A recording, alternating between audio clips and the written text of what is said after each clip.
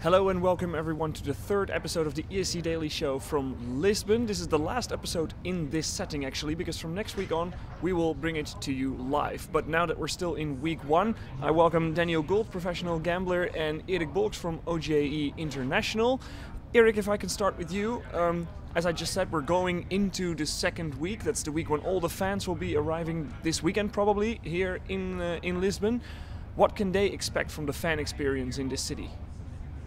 Like all the years, there's of course a Euro Village for the fans to enjoy Eurovision in the city center. Sorry, and there will be a Euro Cafe where OGE DJs will play Eurovision music only. So it's going to be party for them. Daniel, what about you? Second week, different from the first one, different rhythm? Yeah, because our working days start in the afternoon, because dress rehearsals for the semi-finals and finals start in the afternoon. So it'll be later starts, but it'll be even more later finishes as well, because obviously these programs don't finish till 10, 11 o'clock. Are you looking forward to sleeping in? I will need it, I'm sure. Alright, so what we've seen so far, we've now seen actually all the 43 countries, not just the both semi-finals, but we saw the grand finalists yesterday as well. What did you think was the best rehearsal of yesterday? Cyprus is clearly gaining some traction as a very popular song and staging here. You know, it has everything that appeals to the fan base. It has kind of a good-looking woman flicking her hair around with a kind of ethno-pop upbeat song. So that's the thing that the press are really talking up. What about you, Erik? Your favorite from yesterday's rehearsal? We saw all three shows. It was kind of a mess, basically, all through each other. Well, I focused mainly on the finalists, the automatic qualifiers, and from those I think Germany really stood out for me. They really have to change a little bit to the act because there's some psychedelic effects I don't like in the song, but before that you can really connect to the theme of the song and the singer. You see he's emotional, that always brings up some extra connection. So I think they will be a dark horse. Before we talk about it more, let's take a little bit of a look, because we were at the German press conference and Michael Schulte told us a little bit about why his act looks the way it does. 2 or 3 weeks ago we asked people from all over Europe to send in pictures of them and their fathers, because that's the main theme of the song, and we chose the best pictures in our opinion and put them quite in center, also quite big, and I really do like that.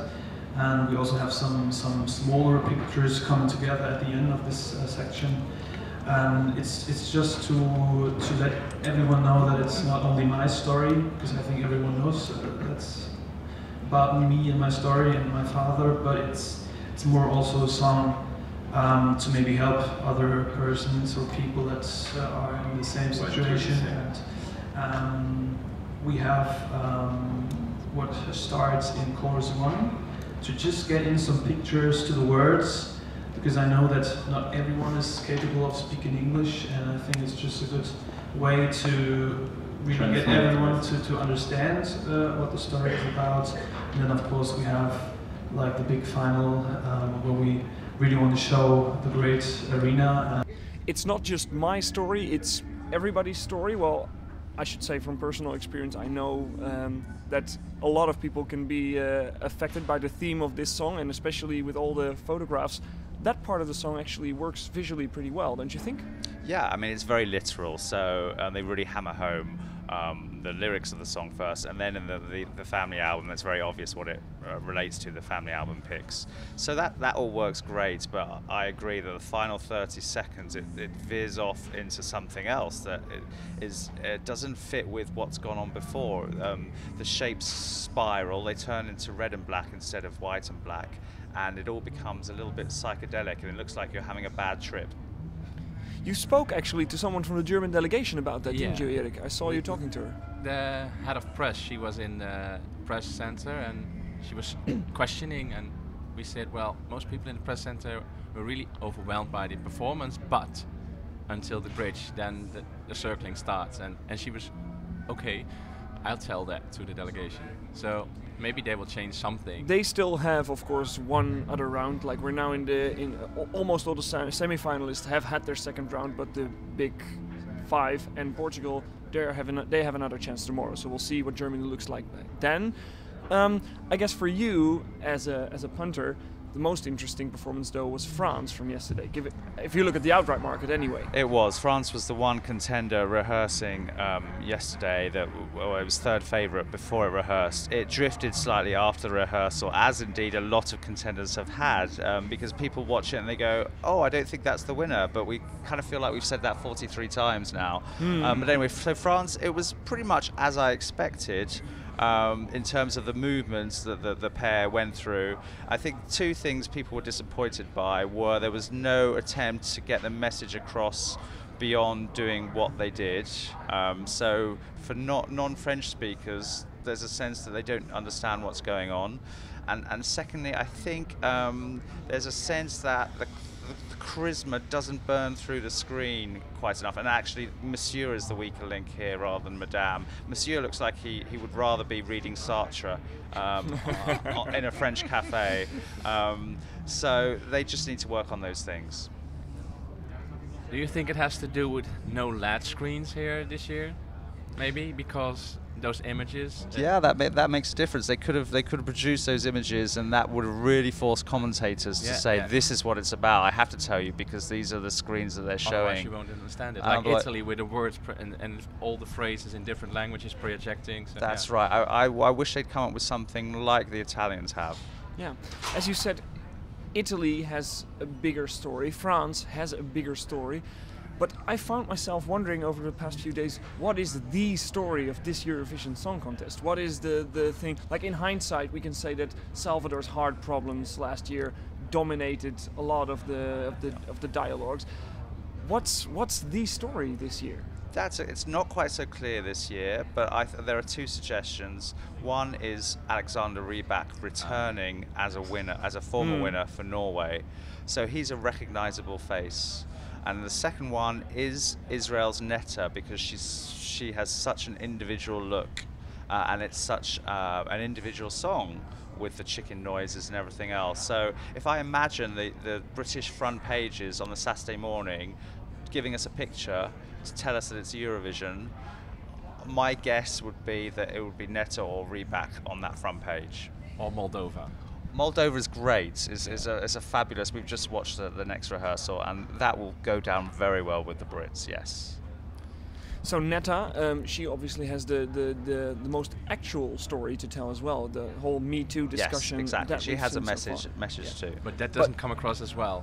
Yeah, that's true. They don't show it. It's the message. It's just in the lyric hidden. Yes. So the commentators have to tell. And that's the thing that I feel like with Israel, it's everything that we've been promised up to this contest. The Me Too story, but also, for example, the looper hasn't worked out yet. Like we haven't seen it in the way that we thought it might be. Let's take a look at the Israeli press conference, because Netta there spoke about the looper that she wanted to use but couldn't. There's a strict rule in the Eurovision that there are no live instruments on stage. You know, Alexander is not really playing the violin, right? So the looper, the recording of the vocals is live, and we cannot use it. So what we did is we're doing it a cappella with our singers, and we built a super looper. This is the thing that she's using on stage. It's lights. It's actually a looper. It's a different kind of looper, using lights synchronized with the music. So when she sings Pikachu, you can see Pikachu. We'll show you on the cameras. You see, I was elected in Israel as a looping artist, and it's who I am. It's how I make my music. It's how I create, and it was important to me not to lose this element when I am exposed to 200 million people, and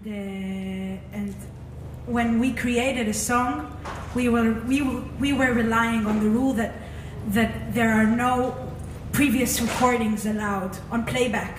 And when I'm doing them live, everything's okay. And I am a looping artist. I'm a very okay one. and then There's just technical problems with syncing live stuff on the playback. Yes. That's it. So we wasn't expecting that. They checked it for us, but we had to give it up. But I am super privileged, like, to have real singers doing what I didn't have budget True. hiring. Backing vocalist mimic Netta's voice as if it was a looper, but it's not. Does that take anything away from the performance? What do you guys think? I do think the hardest part of the performance for the audience to get is the first 30 seconds. So it feels like they have to maintain their attention and then understand that the song really starts after those first 30 seconds. So it's an advantage that Netta is a very striking individual. You kind of are compelled to watch her, but at the same time musically it's very confusing. She looks a bit grumpy as well, so the first seconds you can also think, oh, this is a spoiled child, get over it. Yeah, it's a possibility. It's interesting. She and on her first run through, she's had her grumpiest, and actually she becomes more comfortable with each run through. And by the final run through in each rehearsal, she's looked happier from the very start. But that's because there are people in the audience now. That's true. That uplifts her. And yes. it gives her energy, and you can see it in her performance. Yeah, that's also something that we're going to see in the second week. Some performances being lifted by the fact that there's people in the crowd. You just said crumpy. I thought you were talking for a moment that you were not talking about Netta, but about your own entry, the Dutch entry with the crumping and everything. No, it wasn't. That's one of the entries that's been drifting this week, hasn't it, Daniel? Yeah, very much so. So it was very incongruous looking staging, which what I mean by that is you don't expect to see 4 black men doing hip hop dancing to a country song, and that's kind of what Waylon is he's proving something. But whether it's helpful for his vote is another matter. It fits the concept, but it doesn't fit the music. Exactly that. Yeah. Okay, so we've discussed many of the contenders for this week, but let's make... Okay, it's too early to say one name yet, but let's make a short list for the songs that we're going into the second week with. Erik, who is for you is still in the running for victory in this Eurovision Song Contest? From the semis only? From all the countries altogether. Okay.